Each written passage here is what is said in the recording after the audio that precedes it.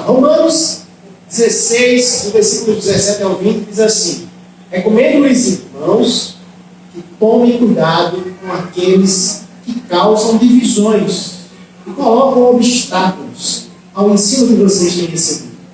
Afastem-se deles, pois essas pessoas não estão servindo a Cristo, nosso Senhor, mas aos seus próprios apetites.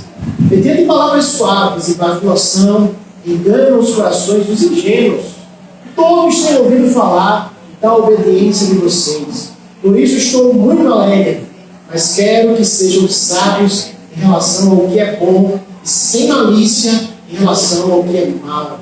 Em breve, o Deus da paz esmagará Satanás debaixo dos pés de vocês.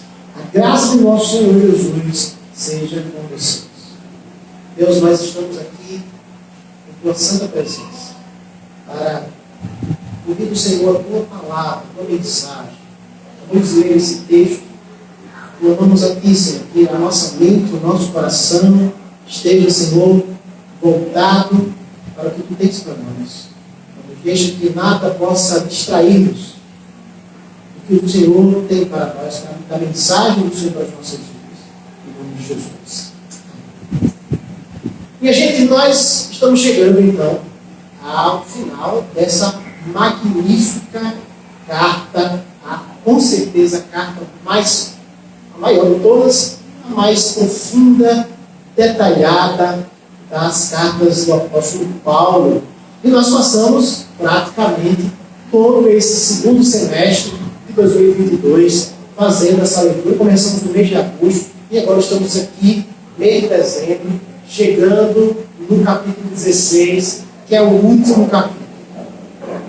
E eu estou muito feliz de hoje não só completar esse ciclo, de pregações, como também de fazer esta leitura desse capítulo. Porque esse capítulo é um daqueles capítulos que a gente tem na leitura bíblica que a gente pula. É aquele que tem um monte de nome estranho, e citados aqui, e a gente normalmente pula estas partes. Algumas das partes da Bíblia que a gente mais pula são essas listas genealógicas e esses finais que tem saudações para um monte de pessoa que já morreu. E a gente fica, não, vamos pular essa parte aqui, eu vou para o próximo capítulo.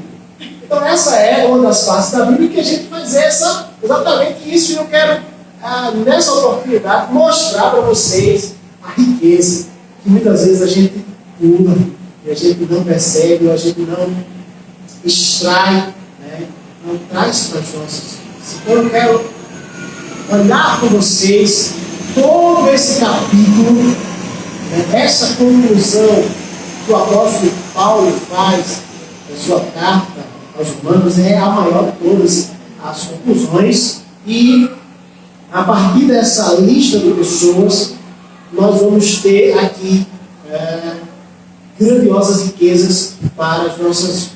O capítulo 16 de Romanos, ele pode ser dividido em 5 partes, e nós vamos acompanhar estas 5 partes aqui. Nós vamos ter uma recomendação, que é exatamente os 2 versículos, uma saudação, uma lista de nomes, uma exortação, que foi o que nós lemos, mas uma outra saudação diferente, de outra perspectiva, e o final, uma adoração, um hino de louvor ao nosso Deus. Vamos então agora começar a leitura lá no primeiro versículo. Romanos capítulo 16, versículo 1 diz assim: recomendo-lhes nossa irmã Febe, serva da igreja de Cencreia. Peço que a recebam no Senhor de maneira digna dos santos, e lhe prestem a ajuda que venha a necessitar, pois tem sido de grande auxílio para muita gente, inclusive para mim. A carta de Paulo aos Romanos pode provavelmente ter nestes 2 versículos o seu propósito mais, vamos dizer assim, singelo, mais claro. Apesar do apóstolo Paulo ter escrito tudo o que ele escreveu, esta carta, toda a carta do apóstolo Paulo, pode ser entendida como uma carta de recomendação desta querida irmã Febe. As igrejas, ou na verdade, toda esta época do primeiro século, do início da igreja cristã, é um tempo de grandes movimentações. Nós vamos ter na Europa, na África, na Ásia, todo o estabelecimento do Império Romano. E aí nós vamos ter, nesse contexto, uma grande mobilidade. As pessoas estão viajando, as pessoas estão mudando de cidades, as pessoas estão fazendo seus negócios. E à medida em que o cristianismo vai utilizando essa infraestrutura do governo, essa infraestrutura do império para levar a mensagem do Evangelho, num segundo momento, estes irmãos em Cristo vão também continuar o seu processo de fazer comércio, de viajar. E à medida em que, por exemplo, vou pegar aqui o exemplo da própria irmã Febe, ela que era da região da Cencreia, a gente vai daqui a pouco detalhar esse lugar, ela está viajando então para Roma. E aí o que é essa carta de Paulo aos Romanos? Ela é uma carta de apresentação, uma carta de recomendação da irmã Febe àquela igreja. Então, qual é o objetivo desta recomendação? É que aqueles irmãos saibam que aquela irmã, a Febe, ela é uma verdadeira crente, ela é uma verdadeira serva do Senhor, ela é realmente participante de uma igreja do Senhor Jesus. Isso é uma coisa muito praticada. Nós vamos ter, por exemplo, isso sendo citado em Atos capítulo 18, versículo 27, 2 Coríntios capítulo 3, versículo 1. A prática das igrejas darem carta de recomendação. Até hoje, nós temos esse tipo de prática. Nós temos esse tipo de prática entre as instituições, no ambiente escolar, entre as igrejas. Nós temos essa prática da utilização de cartas de recomendação. Então, o seu objetivo mais secular, mais simples, que nós vamos encontrar dentro da carta de Paulo aos Romanos, não era nem falar do plano de Paulo, como nós vimos na semana passada, de viajar a Roma, de receber da igreja de Roma apoio para o seu projeto missionário na Espanha. O objetivo mais simples desta carta é fazer uma recomendação a esta irmã Febe. Então, o que é que Paulo queria? É que aqueles irmãos daquela igreja em Roma recebessem aquela irmã e a acolhessem no lar. Provavelmente, ainda não havia, é claro que na cidade de Roma havia, com certeza, uma estrutura hoteleira interessante, era uma cidade grandiosa, é óbvio que havia hospedarias, é óbvio que havia todo um serviço nesse sentido. Mas o que Paulo deseja é que aquela igreja receba aquela irmã, para que ela possa se hospedar, inclusive entre eles ali, não precisasse do serviço de hospedaria que existia na região. Mas eu pergunto a você, você já ouviu falar de febre? Você já ouviu falar de febre? Você já ouviu falar de febre, né? Talvez de febre, não. Febre era uma mulher que realizara grandiosos serviços à igreja. E a recomendação, com certeza, ela era na proporção do seu serviço. Então, ela era membro da igreja de Cencreia. Cencreia, ela era o porto da cidade de Corinto. Então, por exemplo, hoje nós temos o aeroporto de João Pessoa, que fica na cidade de... Aí eu não vou entrar nessa discussão, tá? Mas não fica exatamente em João Pessoa, né? A gente sabe que o aeroporto de João Pessoa fica ou em Santa Rita ou em Bahia. Fica aí essa discussão. É uma parte em Bahia, uma parte em Santa Rita. Mas é o aeroporto de João Pessoa. Então, na cidade de Cencreia ficava um porto, mas era o porto de Corinto. certo? O porto de Corinto ficava na região de Cencreia, que era parte da região metropolitana de Corinto. Corinto era uma cidade, né, maior, central, mais importante, mais populosa, e tinha ao redor outras cidades. A distância ficava mais ou menos 15 quilômetros, né, da cidade de Corinto. O nome de Febe, o nome próprio Febe, significa radiante ou brilhante. Era um título do deus Apolo. Isso pode indicar com certeza a sua antecedência gentílica. Muito provavelmente Febe era de origem não judaica, ela era gentílica. Ela tinha se convertido, ela era alguém que nasceu no paganismo, nasce no paganismo, tem um nome, inclusive, em homenagem aos deuses, que eram os principais deuses daquela cultura ali. E na história da sua vida, aquela mulher, então, tem uma conversão. O nome Febe deriva da mitologia pagã, sendo outra palavra para Artemis, que era a deusa, vamos dizer assim, principal, que significa. E o seu outro nome era Diana também. No caso, era Artemis para os gregos e Diana para os romanos. Febe estava viajando de Cencreia a Roma, e possivelmente foi a portadora da carta aos romanos. Esta mulher, que é citada aqui agora, ela é a que vai levar esta carta. Na verdade, como eu acabei de dizer antes, o grande objetivo mais simples desta carta é, de fato, fazer uma apresentação, uma carta de recomendação desta irmã. Ela é quem, muito provavelmente, é a portadora da carta.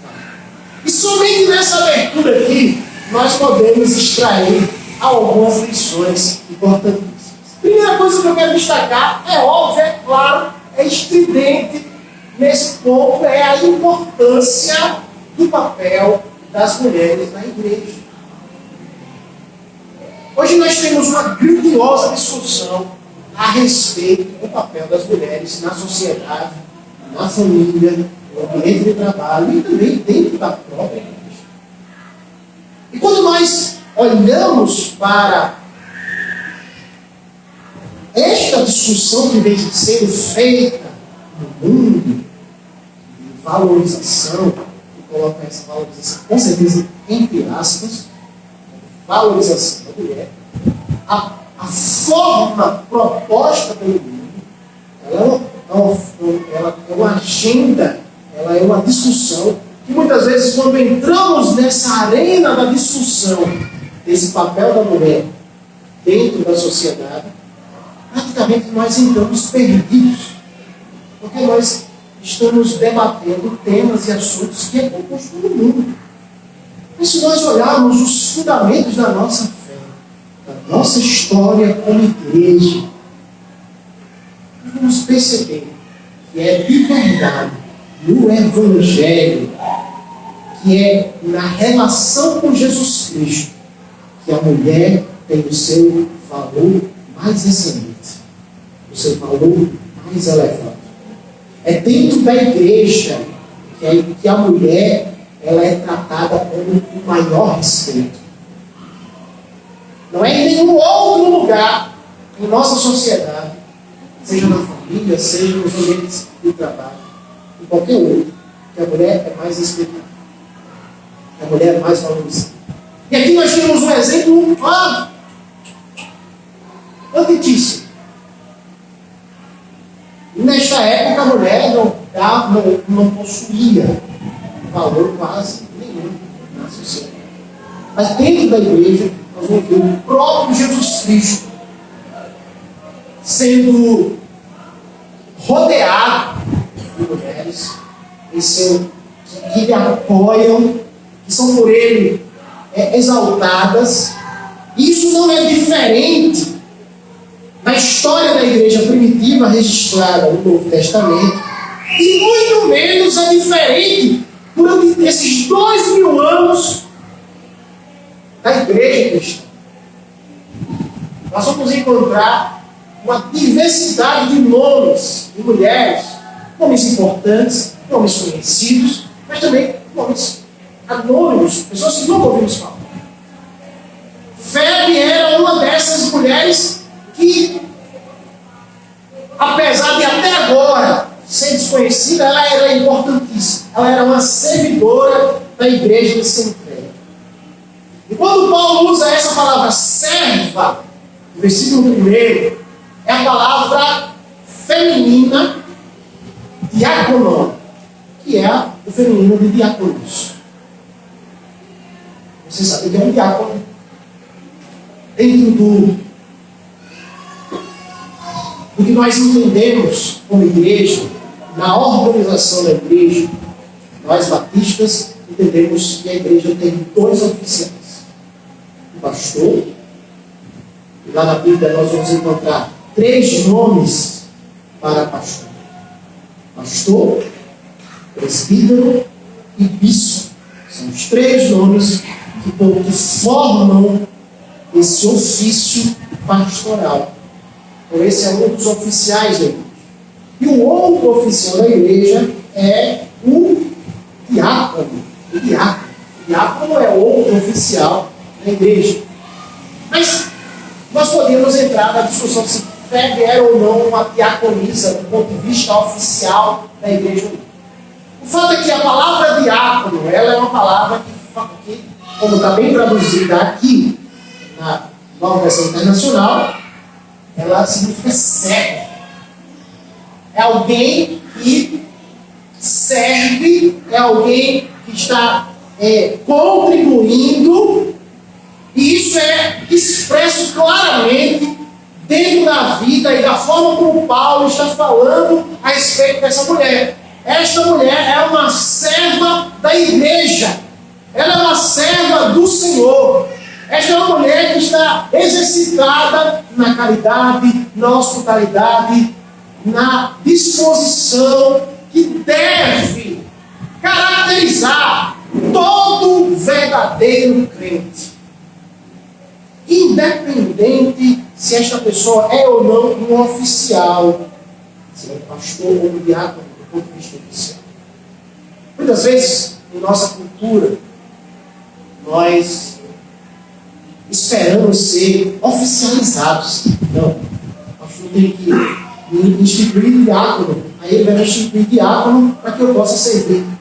Mas, meu irmão, não é assim que funciona, nem na realidade da vida, nem no que a Bíblia nos mostra que é um verdadeiro servo de Deus. Como é que são escolhidos os diáconos dentro de uma igreja local? Os diáconos oficiais são aquelas pessoas que a própria igreja reconhece como servos ativos da sua comunidade. Então não é um título ou uma oficialização ou um encargo que vai agora me tirar da cadeira, da minha posição inerte, da minha posição confortável, que eu estou simplesmente assistindo e vendo e não participando. Mas agora então vem o pastor e não, agora você está sentado, irmão, a partir de hoje eu vou com você, vai ser um diácono. É assim que deve ser feito? Não. O irmão que voluntariamente e compreende que todo crente precisa se levantar, servir. Essa pessoa se mobiliza, essa pessoa é útil, essa pessoa está em movimento. E aí, em determinado momento, a própria igreja reconhece este irmão, esta irmã, porque nós, batistas, reconhecemos as diaconisas, mulheres, como oficiais da igreja também. Então, a partir daquele momento, aquela pessoa é um diácono oficialmente, mas ela não se tornou diácono ali. Ela se torna diácono ou servo ou serva no momento que ela compreende. Cada crente precisa o quê? Precisa ser servo. Uma segunda lição que é importante aqui dentro desse início aqui é o importante papel do cuidado mútuo na igreja. Febe era protetora de muitos, inclusive do apóstolo Paulo. Dentro dessa descrição que você é apresentada ali, Paulo vai dizer que aquela mulher foi ela mesma uma protetora dele. E ela era uma protetora dos servos do Senhor. E essa palavra protetora, no seu original, é a palavra prostatis. Significa ajudadora, patronese, benfeitora. Ou seja, aquela mulher, traduzindo como protetora, né, parece uma coisa meio estranha. Mas se a gente vê lá o significado dentro dessa palavra, a gente vai ver que ela era uma promotora do reino de Deus através dos seus recursos. Essa era uma palavra que era utilizada para designar alguém que escolhia, seja um artista, seja um autor, seja um intelectual, um filósofo, e esta pessoa então sustentava esta figura, né, como um patrocinador, para que ele pudesse então se dedicar a este ministério, a este serviço. Jesus tinha em seu ministério mulheres que faziam isso.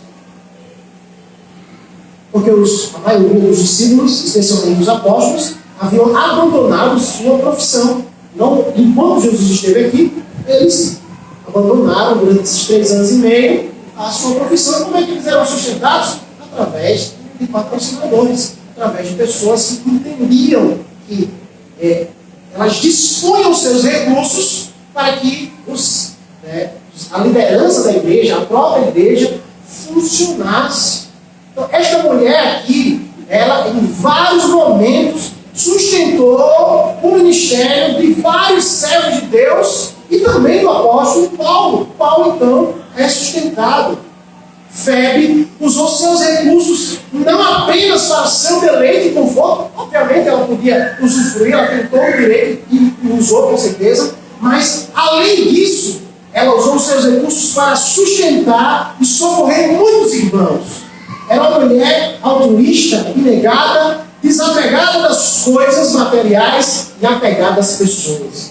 Sua vida, sua casa e seus bens estavam a serviço da igreja.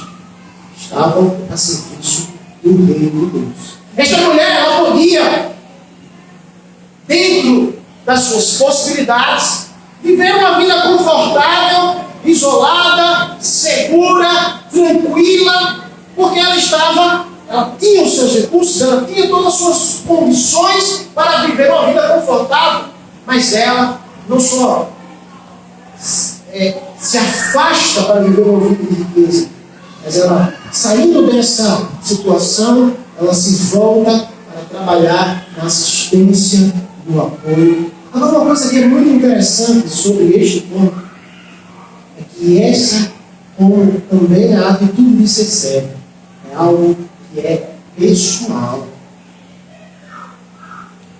Nós falamos aqui, em vários momentos, sobre o sustento financeiro da obra, sobre o sustento financeiro de missões, da evangelização. Esta é uma parcela da caminhada com Deus indispensável enquanto estamos nesse mundo. Mas é você quem decide obedecer isso ou não. Há uma ordem do Senhor, sim, mas a obediência a isso é pessoal. Pessoal.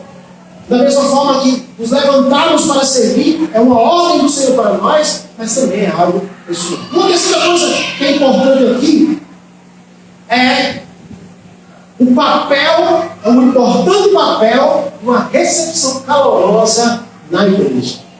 A igreja de Roma deveria receber Febe no Senhor como membro da família de Deus e ajudá-la em tudo de que precisasse. Então, a ideia aqui era ajudar, auxiliar, assistir, no sentido de ficar assim por detrás e empurrar, ou seja, dar um suporte, sustentar. Então, Paulo está convidando aquela igreja a sustentar aquela irmã que estava agora ali chegando à cidade de Roma. Esta irmã que já havia sido sustentadora em sua igreja, agora que precisou ela viajar a Roma, a igreja do Senhor agora vai a sustentar, a apoiar. proteger. Avancemos agora no próximo versículo, versículos 3 em diante, que é aquela partezinha, que é aquela que normalmente a gente pula, tá certo? Versículo 3 diz assim: saúdem Priscila e Áquila, meus colaboradores em Cristo. Riscaram a vida por mim. Sou grato a eles, não apenas eu, mas todas as igrejas dos gentios. Saúdem também a igreja que se reúne na casa deles. Saúdem meu amado irmão Epêneto, que foi o primeiro convertido a Cristo na província da Ásia. Saúdem Maria, que trabalhou arduamente com vocês. Saúdem Andrônico e Júnias, meus parentes que estiveram na prisão comigo.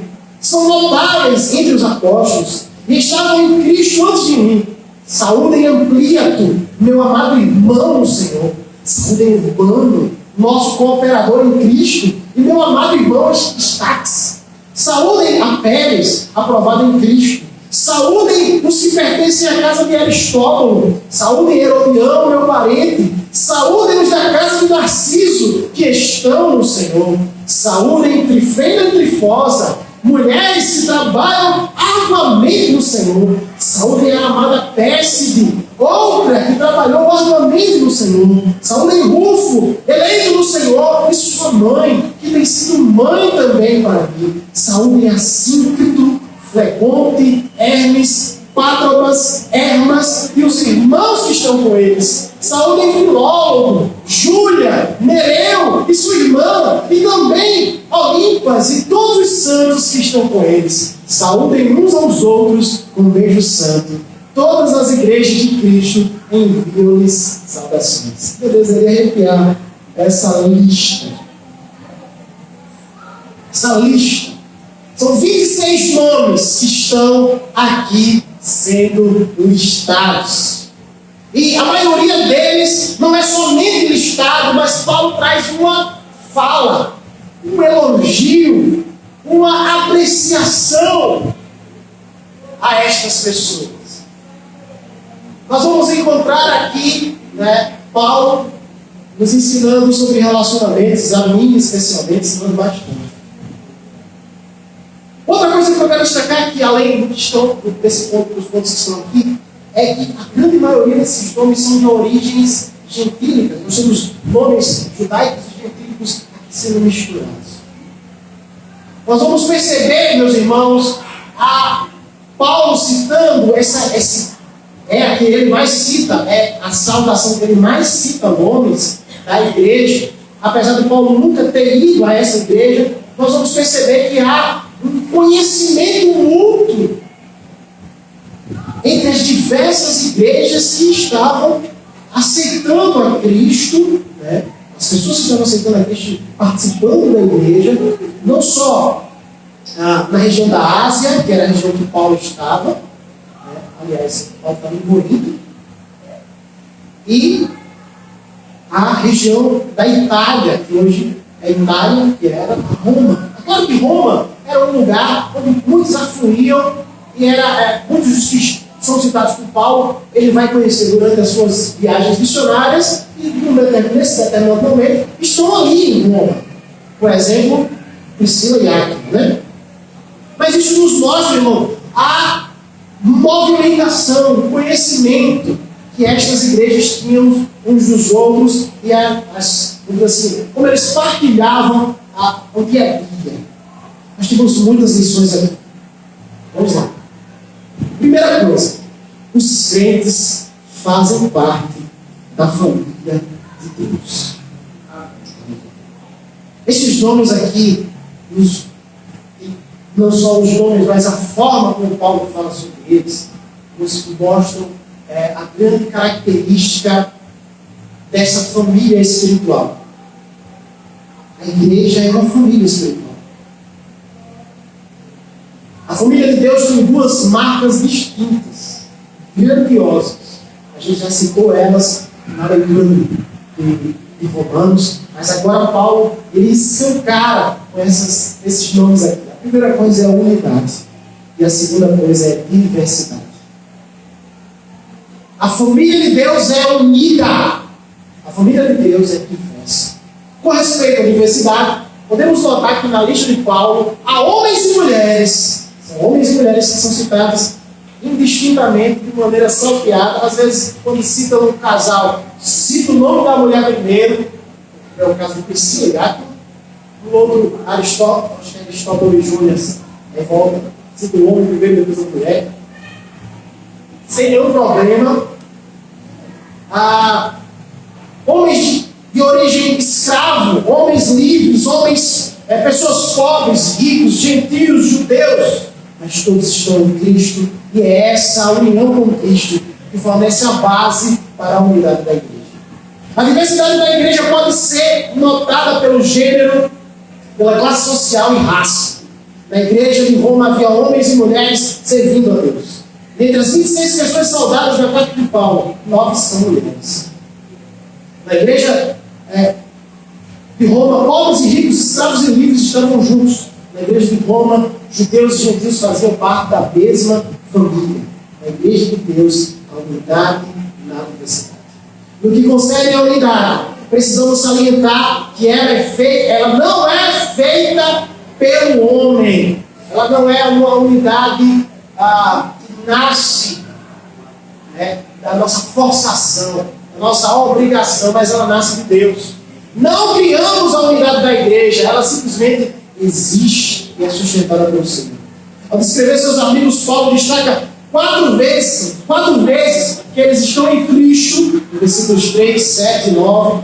5 vezes que estão no Senhor, nos versículos 8, 11, 12 e 13. Por 2 vezes ele usa uma linguagem que nós usamos desde que o Novo Testamento registra isso. Esta tem sido a marca que até hoje caracteriza, inclusive, a nossa comunicação uns com os outros, que é utilizarmos a palavra irmão ou irmã. Irmão fulano de tal, irmão Beltrano de tal, irmão do Senhor. Isso não é, irmãos, na casa.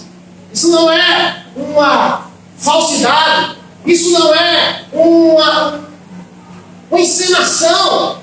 Nós temos aqui uma verdade profunda do que nós somos, uma família de Deus, uma comunidade de Deus, pertencemos uns aos outros, somos irmãos. Na nossa família de sangue, nós compartilhamos o mesmo sangue biológico.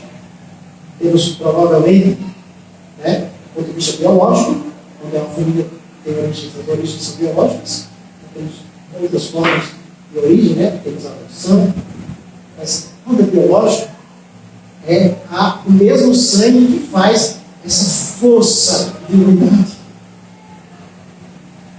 O sangue é o que une, apesar das diferenças de personalidade, apesar da história.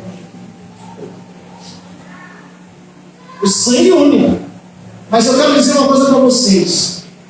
O sangue de Jesus nos une mais. As nossas configurações familiares, elas serão desfeitas na eternidade. Elas não continuarão na mesma forma que elas funcionam hoje. É óbvio que a memória vai estar em nós, dessa nossa história familiar. Mas existe uma família que não vai ser desfeita nem com a morte, nem na eternidade. É a família dos filhos de Deus. É a família que Deus tem feito, que Deus tem formado através de Jesus Cristo. Então nós pertencemos uns aos outros. Por isso que nós nos entristecemos grandiosamente em ver aqueles que dizem que não há mais necessidade da igreja. Não preciso da igreja. Não preciso congregar. Não preciso. Muitos hoje têm utilizado esse pensamento. E é um veneno. É um caminho de perdição. Todos os que andam por este pensamento vão acabar esfriando na fé, se afastando do Senhor com o tempo. Outra coisa importante aqui. Os crentes devem ter mãos dispostas para o trabalho de Deus. Amém? Já falamos isso a respeito do FEB. Mas um outro casal agora é citado, logo o primeiro casal citado no versículo 13, Priscila e Áquila, eles eram cooperadores de Paulo, assim como Urbano também no versículo 9. Maria também, então, vários outros são citados aqui. Utilizando aqui o verbo cooperar e trabalhar, nós vamos ver que estas pessoas tinham as mãos dispostas para servir. Vários entre os que são citados estão sendo citados como em ação, em trabalho. E eu digo a você, meu irmão, mexa suas mãos. Ontem nós estávamos aqui e eu agradeci, eu quero mais uma vez louvar ao Senhor por todos os irmãos e irmãs que se movimentaram para que nós pudéssemos realizar ontem o nosso jantar. Foi lindo, foi maravilhoso. Foi muito cansativo para nós realizarmos aqui. Muito trabalho, não só de sexta para cá, mas de antes também, na venda dos ingressos, todo o trabalho que foi realizado. E muitos irmãos, tem todos aqui ontem, participaram em algum momento desse evento. E nós precisamos disso, meus irmãos. Todos nós envolvidos para servir ao Senhor. A terceira coisa aqui, os crentes devem ter uma casa aberta para a igreja de Deus. Amém? Amém?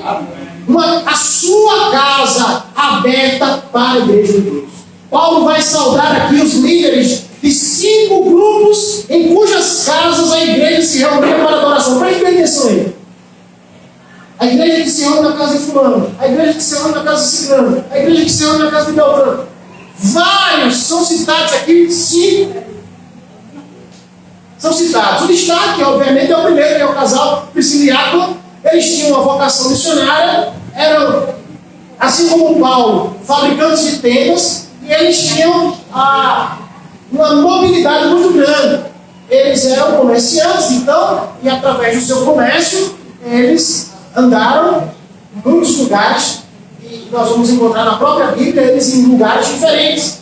Por exemplo, eles eram inicialmente de Roma, na época em que o imperador deu uma ordem para que os judeus saíssem de Roma. Eles saem e encontram, eles começam a habitar Corinto, e depois Éfeso, e agora eles estão de volta em Roma, e Paulo cita sobre eles aqui. E em todos esses lugares onde eu citei, Corinto, Éfeso, nós vamos ver esses irmãos envolvidos com a igreja, mas não só envolvidos com a igreja, a casa deles era onde a igreja se reunia. Nesta época, provavelmente nos próximos 200 anos depois disso aqui, as igrejas não tinham um local próprio para as suas reuniões, o que nós vamos conhecer como templos, ou até chamar mesmo de igreja, né? A gente chama esses locais até de igreja, não é igreja. Você não vai à igreja, você vai no lugar de reunião da igreja, porque a igreja somos nós. Mas estes irmãos, eles abriam as suas casas para as reuniões de igreja. As igrejas sempre se reuniram em casas. Eu posso com muita certeza dizer que quando a gente perdeu a ênfase de se reunir mais em casa, para essa ênfase de se reunir mais nestes locais aqui próprios, eu posso dizer com muita certeza, irmãos, que a igreja perdeu muito por isso. A igreja perde muito quando as casas de vocês, as casas dos irmãos, estão fechadas para a igreja. Priscila e Áquila são aqui, não só eles, mas os outros irmãos que são citados, são um exemplo de como a igreja funciona bem nas casas. E, na verdade, é na casa que a igreja deve funcionar. As reuniões aconteciam nas casas e hoje ainda devemos restaurar esse princípio. Reuniões nas casas não é uma inovação do século XX. É um retorno a uma prática da igreja primitiva, da igreja logo no começo. Número 4. Os crentes devem ter o coração aberto para os filhos de Deus. Mais uma vez, esse Áquila não apenas abriu uma casa para abrigar a igreja de Deus, mas também estavam dispostos a correr riscos pelos filhos de Deus. arriscaram a vida para salvar o apóstolo Paulo. E aqui, a palavra usada sobre arriscar a vida é de fato ter sobre si um machado no pescoço. Você botou o pescoço, ou seja, para defender alguém, como se alguém fosse ser violentado, e você se coloca, né, para você receber aquela violência no lugar daquela pessoa. Você acolhe e protege. Então a palavra tem esse sentido de proteger, de arriscar a vida a esse limite. Então, a nossa comunhão como povo de Deus precisa se chegar a esse nível de compromisso. O compromisso desse cuidado entre nós, ao ponto de dedicarmos a nossa vida ao Senhor. Dedicamos a nossa vida a proteger uns aos outros. Outra coisa que é importante aqui, que é aprendido, a quinta coisa que eu quero destacar nesse ponto aqui. Os crentes devem ter lábios abertos para expressar amor aos filhos de Deus. 26 nomes. A maioria deles, Paulo traz um elogio, traz uma palavra, traz um apreço. Os irmãos, nós vivemos numa cultura que às vezes eu observo as nossas famílias, nosso linguajar familiar. Olha pela minha família, olha pela família cerveja, eu observo. O nosso linguajar é um linguajar depreciativo. Até para elogiar, a gente usa uma palavra negativa. A gente, por exemplo, quer chamar uma pessoa de linda. E a gente diz, mas olha como ela é feia. Você já viu isso na sua casa? Você já viu isso em algum lugar? Eu já vi muito e me espanto. Como nós temos dificuldade em trazer uma palavra de apreço verdadeira. De dizer, você é linda, e você dizer, você é linda, você é lindo, olha como você é maravilhoso, olha como você é bom. Você tem valor para mim. Nós elogiamos usando palavras negativas. Isso é uma coisa mais louca. Que existe um mundo, e é óbvio que isso vai ser transferido para o relacionamento da igreja. Nós evitamos elogiar, e quando elogiamos, nós elogiamos sem dar um elogio, sem usar uma palavra de elogio. Nós brincamos, não é brincadeira. Eu não acho que isso é brincadeira. Não acho. Eu acho que essa prática, ela é uma prática tão profunda em nós, e nós não temos consciência, mas ela tem efeito. Ela tem efeito nos relacionamentos. E qual é o efeito que estas coisas têm no relacionamento? Afastar. Eu quero elogiar, mas eu falo criticando. Eu falo uma palavra negativa. O Senhor não ouve isso em nós, tá? Eu sei que você já fez isso também. E eu sei que você já ouviu. Eu sei que você convive com isso. E que nós possamos mudar e expressar da maneira correta. Apreço com palavras de apreço. Com qualidade. Certo? Então, por exemplo, ele diz que Epêneto é seu querido. Antônio e Júnior eram notáveis entre os apóstolos. Amplíato era um grande amigo. Estaques, amado. Apéres, aprovado em Cristo. Ele estima Pérside. Informa que Rufo é eleito no Senhor. Ele destaca que a mãe de Rufo também foi mãe para ele. Um elogio sincero tem grande valor nos relacionamentos humanos. Paulo sabia disso e não hesitava em usar esse grande recurso. Sexta coisa só aqui nesse pedaço. Os crentes devem ser zelosos no serviço, mesmo que no anonimato. Nós já falamos isso sobre Febe e sobre isso, todos esses irmãos aqui, que apesar de agora não serem anônimos mais, né, estão registrados em algum lugar da Bíblia que são registrados. Chega até nós hoje, nós estamos conhecendo a história dele, mas sabemos os nomes deles. Mas aqui, diante dos grandes famosos, como o próprio Paulo, Pedro, os outros apóstolos principais, a gente não dá tanto destaque, a gente não ouve tantas pregações sobre estes nomes aqui. E, na verdade, eles são a grande maioria. Não são as pessoas que têm o seu nome nas placas, os seus nomes mais famosos, que são os maiores servos de Deus. O próprio Jesus vai dizer que não são os maiores e os mais importantes, mas é o menor e o mais importante. Entre os servos, o maior dos servos, ou seja, aquele que se humilha mais, aquele que não recebe a glória para si, ou que não busca a glória para si, e que de fato está servindo ali no anonimato, mas é aquele que Deus vê. E talvez nós queiramos buscar o olhar, o holofote, aquela batida nas costas, mas não busca isso. Saiba, como Paulo também vai dizer lá aos Coríntios, que no Senhor o nosso trabalho não é inútil, não é infame.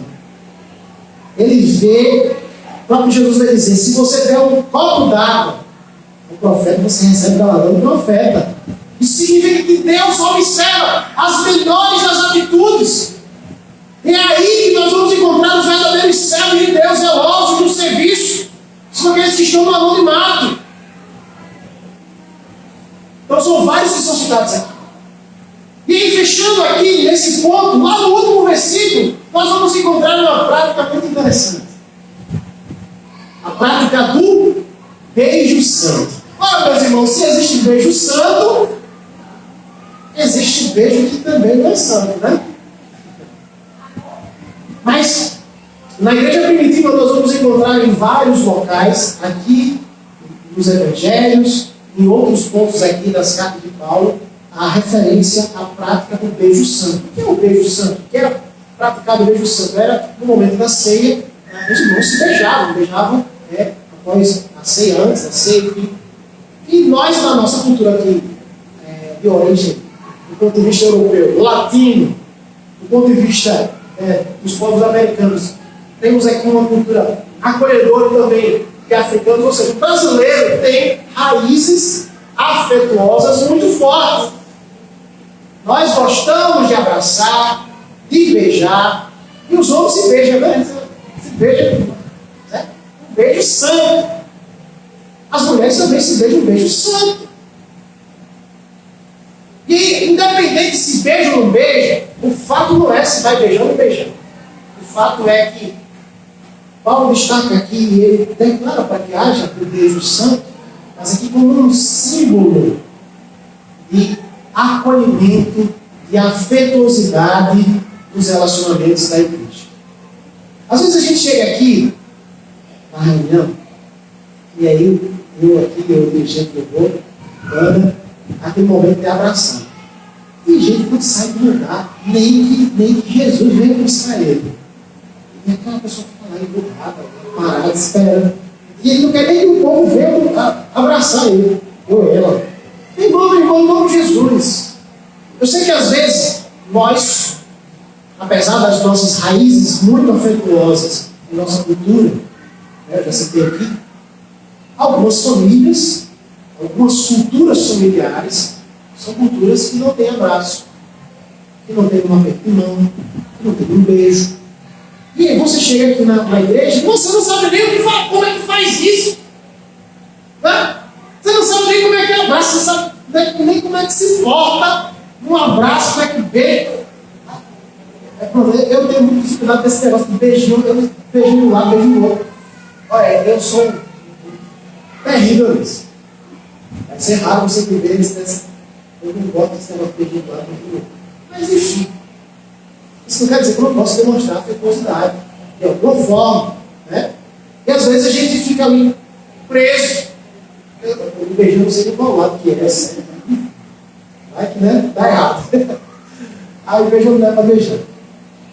Então temos esses riscos.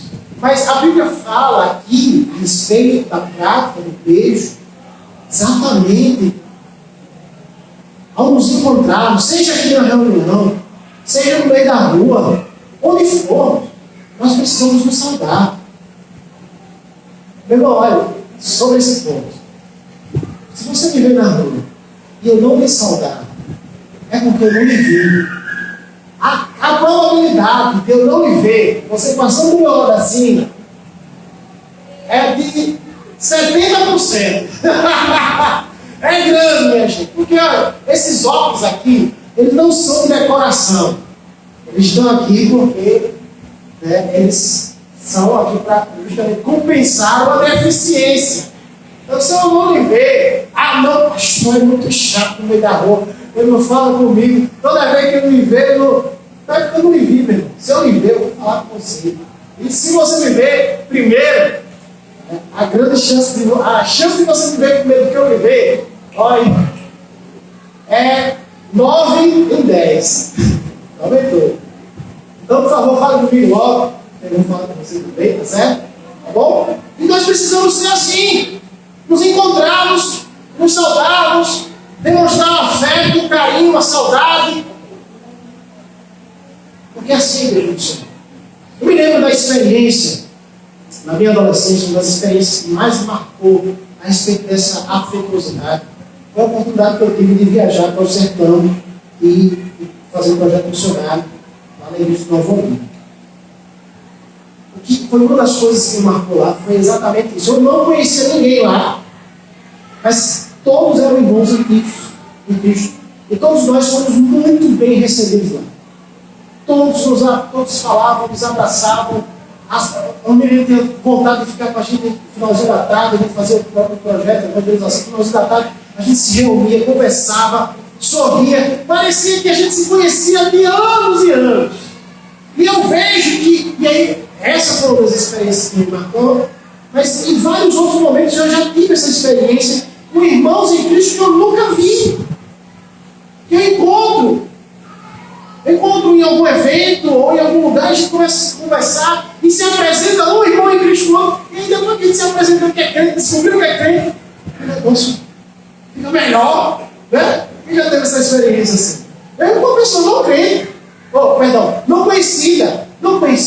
Você ainda é crente, o povo parece que já é amigo de muitos anos.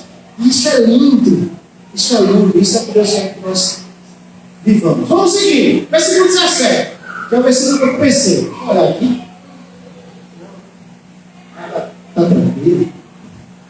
Versículo 17 diz assim: recomendo-lhes, irmãos, que tomem cuidado com aqueles que causam divisões e colocam obstáculos ao ensino que vocês têm recebido. Afastem-se deles, pois essas pessoas não estão servindo a Cristo, nosso Senhor, mas aos seus próprios apetites, mediante palavras suaves e bajulação, enganam os corações dos ingênuos. Todos têm ouvido falar da obediência de vocês. Eu estou muito alegre, mas quero que sejam sábios em relação ao que é bom e sem malícia em relação ao que é mal. Em breve, o Deus da paz esmagará Satanás debaixo dos pés de vocês. A graça de nosso Senhor Jesus seja com vocês.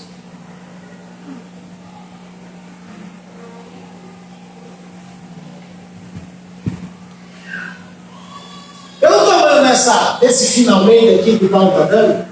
Você consegue perceber que Paulo teve muita dificuldade de encerrar essa carta aqui, tá? Desde o capítulo 11, a gente vem vendo Paulo quase que terminando, mas falta mais um pouquinho. É igual o pastor quando está terminando essa pregação, ele disse 5 minutos.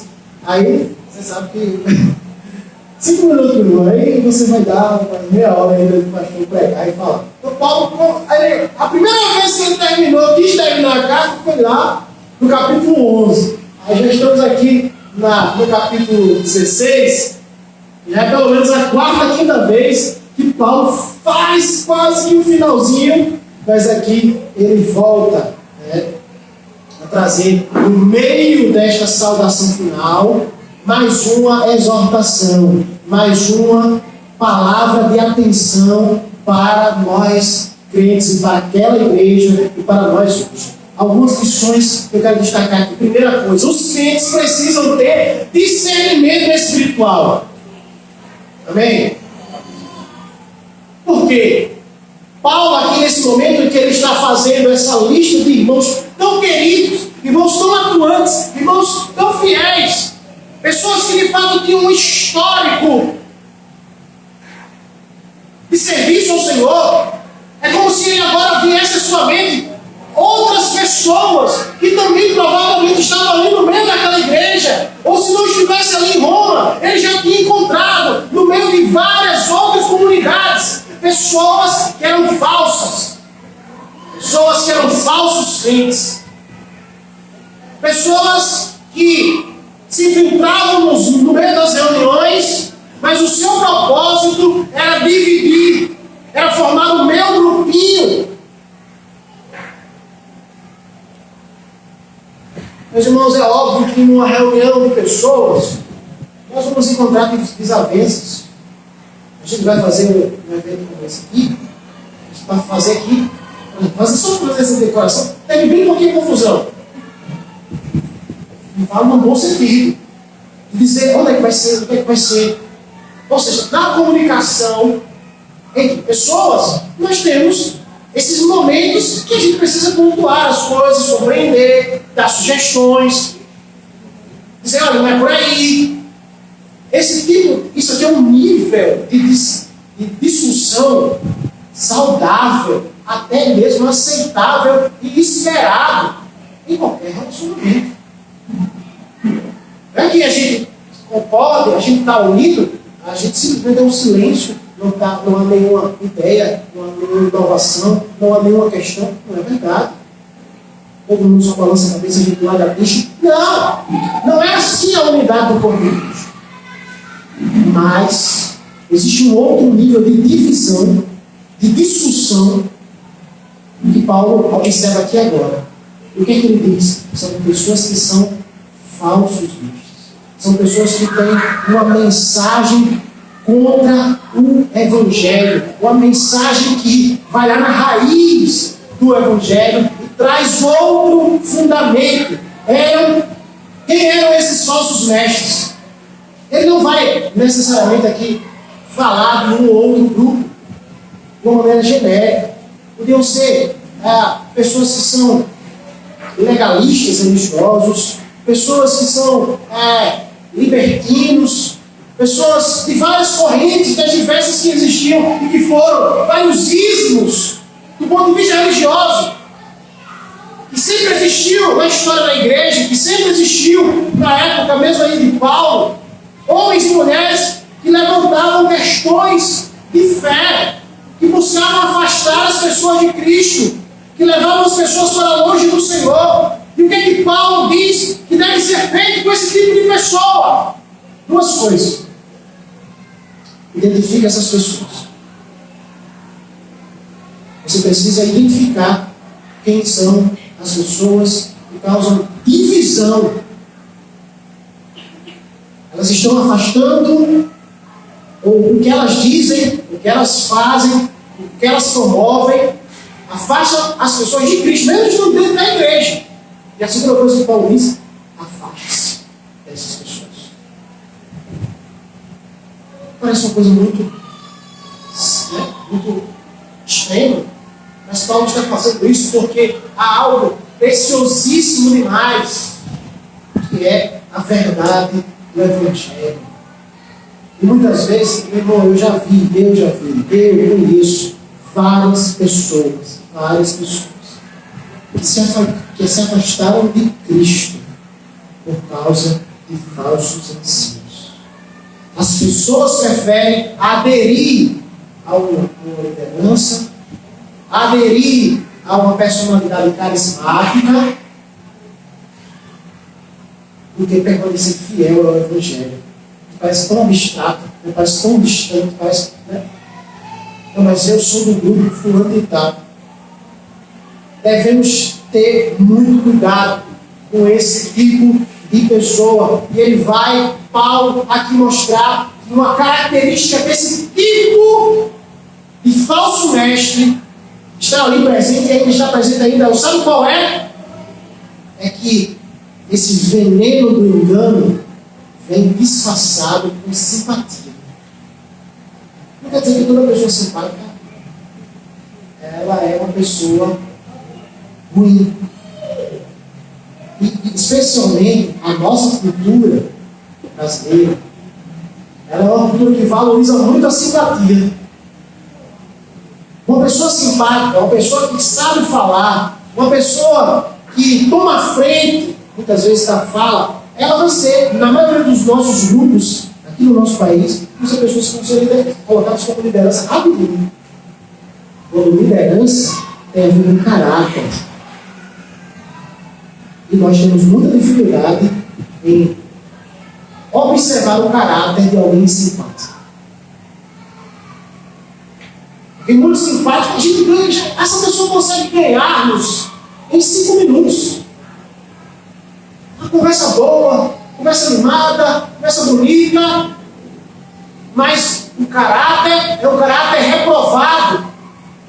As ideias são loucas, são pessoas que nos afastam de Cristo, mas elas são muito simpáticas. Tem uma palavra bonita, tem uma palavra, sabe, que nos arrebata o coração.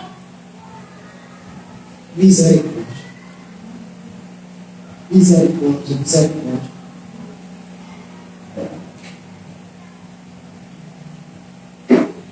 Paulo também vai colocar aqui nesse ponto a maturidade espiritual e a obediência à palavra de Deus como marcas do crente. Eu já falei sobre isso, e não vou me demorar muito agora. O Senhor Deus, o Senhor Jesus, não quer que você seja um crente Maria vai com as outras. Uma pessoa que não se responsabiliza pela sua vida espiritual, que não busca crescer pelas próprias forças, pela própria decisão, que é simplesmente levado. Deus não quer esse tipo de crente, porque na verdade eu acredito que essa pessoa não é nem um crente verdadeiro, porque é uma pessoa que não se responsabiliza, que não assume suas posições, seus papéis, não caminha para a maturidade. Deus quer que você caminhe para a maturidade e seja maduro, cresça. Não é um tempo de igreja que diz que você é um crente maduro, é a atitude de obedecer. Mas um item aqui nesse ponto: os crentes devem compreender a vitória de Cristo. A vitória que tem por causa de Cristo. Ele termina: o Deus da paz em breve esmagará Satanás debaixo dos nossos pés. O Senhor é quem tem o poder de nos fazer vencer do ponto de vista espiritual. E óbvio que nesse contexto, quando ele faz menção a Satanás, ele está fazendo menção a estes irmãos falsos mestres, né, esses irmãos entre aspas, que são falsos mestres que trazem a mentira e o engano, que parecem que têm muito sucesso em sua vida. Paulo disse: calma, Deus está no controle. Deus esmagará a Satanás, não só nos pés dele, mas nos pés da gente. Nós, como povo de Deus, precisamos compreender como nós temos uma vida triunfante através de Deus. Amém? Vamos em frente. Aleluia. Vai lá, versículo 21 agora. Timóteo, meu cooperador, envia-lhe saudações, bem como Lúcio, Jason, Sosípatro e meus parentes. Eu, Técio, que redigi essa carta, saúdo vocês do Senhor. Gaio, cuja hospitalidade eu e toda a igreja desfrutamos, envia-lhe saudações. Erasto, administrador da cidade, e nosso irmão Quarto enviam-lhe saudações. Que a graça do nosso Senhor Jesus Cristo seja com vocês todos. Amém. Mais uma vez o apóstolo Paulo tenta terminar. Ele não terminou não, tá? Você sabe. Para aí. Agora é uma outra lista. Mas essa lista é diferente. A lista agora é de pessoas que estão com Paulo, estão junto dele, e que Paulo cita em sua carta como pessoas enviando saudações aos irmãos em Roma. Certo? Então vamos ver aqui estas pessoas que são citados aqui. E nós vamos ver que são 8 irmãos que são apresentados aqui. O primeiro da lista é Timóteo. Timóteo é alguém que é um braço direito de Paulo. É alguém que tem uma grande participação no ministério de Paulo em vários momentos. Timóteo era de Listra, tinha um bom testemunho dos irmãos de sua cidade e de Icônio, em Atos 16. Era um homem singular, de caráter aprovado, que cuidava como ninguém dos interesses de Cristo da sua igreja. É o que Paulo vai dizer lá em Filipenses, na carta aos Filipenses. Timóteo era estimado cooperador de Paulo, seu filho na fé, seu companheiro em perigosas jornadas, seu conforto em longos encarceramentos, foi preso com Paulo várias vezes, seu enviado em missões espinhosas. Então, nós vamos ter aqui o primeiro a ser apresentado, Timóteo. O segundo que Paulo cita, aliás, ele cita 3 de uma vez: Lúcio, Jason e Sosípater. São nomes desconhecidos. Nós destacamos que, pelo apóstolo Paulo, o parentesco seja, pode ser, no caso, judeus, né? Paulo cita como os judeus que não se saúdam como uma nação assim, brasileira, não é cristã. Um judeu, eles se saúdam como irmãos, como parentes, em qualquer lugar do mundo. Certo? Então, Paulo, essas pessoas aqui podem ser realmente primo, irmão, pode ser alguma coisa assim mais próxima, mas pode ser simplesmente pessoas, judeus, que estavam ali próximos a Paulo, então são citados aqui nesse momento aqui, tá certo? Lúcio pode ser o Lúcio de Cirene, que é um dos profetas e mestres de Antioquia, que está citado lá em Atos capítulo 13. Jason pode ser o Jason que hospedou Paulo em Tessalônica e sofreu nas mãos da multidão alvoroçada lá no Atos capítulo 17. E o Sosípater pode ser Sópater de Bereia, que levou a parte das ofertas levantadas naquela igreja para os pobres da Judéia, que é citado em Atos capítulo 20. Podem ser esses irmãos aqui, certo? Aí na ordem da sequência aqui vem a saudação de Técio. Técio é o verdadeiro escritor da carta de Paulo aos Romanos. Paulo falava, Técio redigia, e então Técio agora ele vem e fala ele diretamente aos irmãos. Paulo tinha esse costume, usava várias vezes isso. Na continuação temos Gaio. Gaio é o quê? É o cara onde Paulo está vivendo, está hospedado na cidade de Corinto, tá? Em cuja casa se reuniu uma igreja também. E esse Gaio pode ser o Gaio que Paulo batizou lá e citou lá no 1 Coríntios capítulo 1, versículo 14, tá certo? Finalmente temos Erasto. Também a versão aqui está. Erasto, Erasto, assim. Mas Erasto, Erasto, que é o tesoureiro, o administrador da cidade, tesoureiro agora, convertido a Cristo, também vai endereçar saudações. E além de Erasto, temos o último aqui que é citado, que é Quarto. Então todos esses irmãos são citados aqui. E aí, como uma lição final, eu pergunto a você: todos esses irmãos que foram citados até agora, foi citado o nome dele, e mais ou menos alguma coisa que ele era, alguma coisa que ele fazia na igreja. E, meu irmão, é difícil resumir a vida de alguém numa frase. Mas, muito provavelmente, todos nós seremos um dia resumidos a uma frase. Uma frase que estará colocada, muito provavelmente, em nossa lápide. Uma frase. Seu nome e uma frase. Uma ou duas, três, uma frase maior. Palavras. E a pergunta é: qual é a frase que vai definir você? Quais são as palavras que as pessoas vão utilizar para definir o que você fez ou o que você faz? Não fique esperando, meu irmão, o dia final, tá? Hoje você viva de uma maneira que você consiga determinar o que vai ser dito. E agora vamos encerrar, efetivamente.